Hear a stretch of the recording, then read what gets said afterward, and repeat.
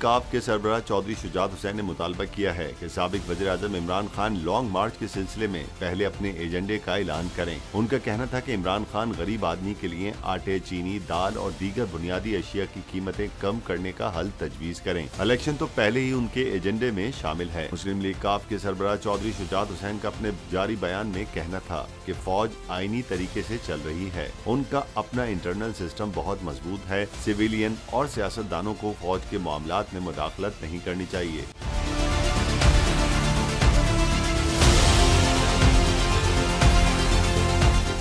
इससे पहले चौधरी शुजात हुसैन का साबिक सदर आसिफ अली जरदारी से भी टेलीफोनिक राब्ता हुआ, जिसमें उन्होंने आसिफ अली जरदारी की खैरियत दरियाफ्त की और उनके लिए नेक तमन्नाओं का इजहार किया।